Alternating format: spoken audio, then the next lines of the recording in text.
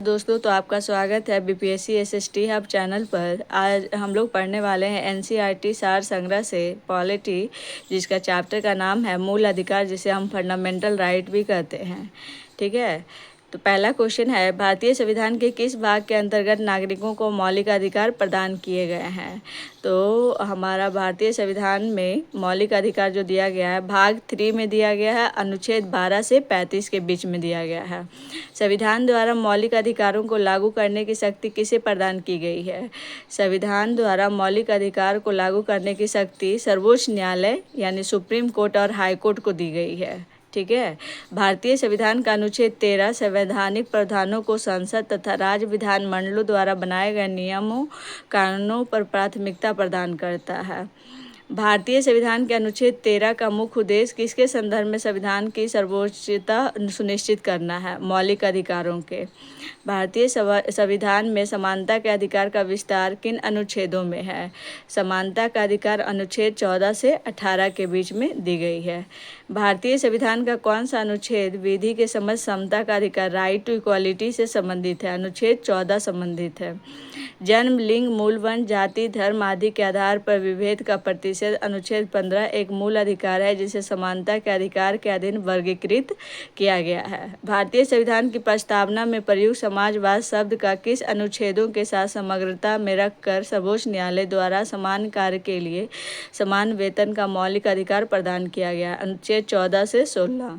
भारतीय संविधानों के अनुच्छेदों में से कौन सा एक लोक नियोजन के विषय में भारत के सभी नागरिकों को अवसर की समानता गारंटी प्रदान करता है? अनुच्छेद 16 1 क्लॉज और 16 2 क्लॉज। ठीक है, संवैधानिक उपबंध।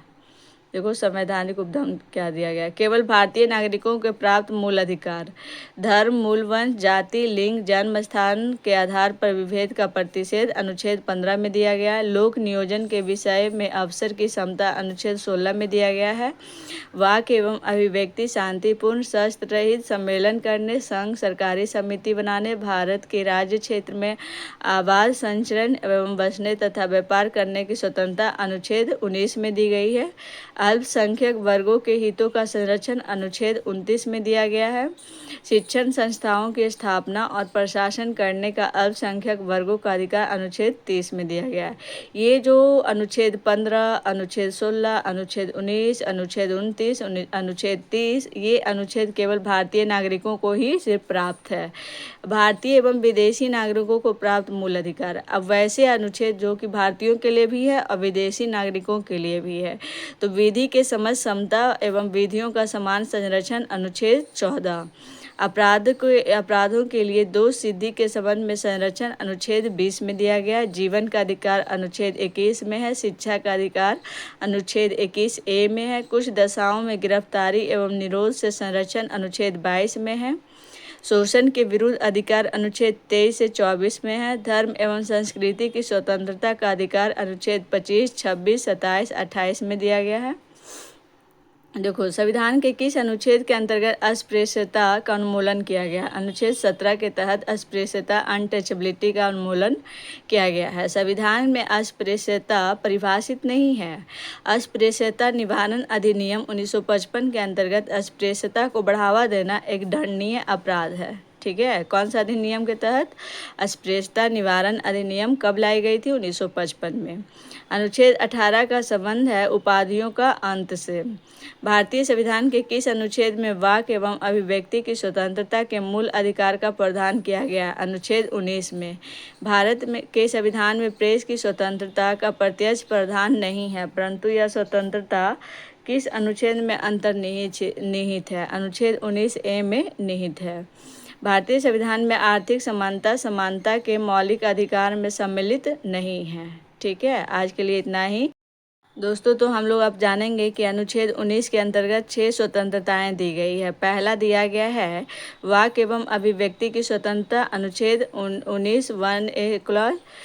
शांतिपूर्ण हथियार रहित सम्मेलन का अधिकार, अनुच्छेद 19 1B का क्लॉज। संगम या संघ या सहकारी समिति बनाने का अधिकार, अनुच्छेद 19 1C clause sub clause. Bharat के राज्य क्षेत्र में आवास संचरण का अधिकार अनुच्छेद 19 1D में दिया गया है। भारत के किसी भाग में निवास करने व बसने का अधिकार अनुच्छेद 19(1) एक सब क्लॉज में दिया गया है। कोई वृत्ति, आजीविका, व्यवसाय या व्यापार करने का अधिकार 19(1) सब क्लॉज में दिया गया है। भारतीय संविधान के किस अनुच्छेद के अंतर्गत यह प्रावधान किया गया है कि किसी अपराध के अभियुक्त को स्वयं अपने विरुद्ध गवाह बनने के लिए बाध्य नहीं किया जा सकता है?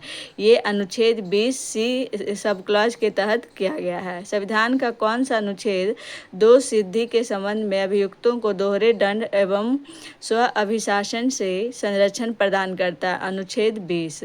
भारतीय संविधान का कौन सा अनुच्छेद व्यक्ति की विदेश यात्रा के अधिकार को संरक्षण प्रदान करता है? अनुच्छेद 21।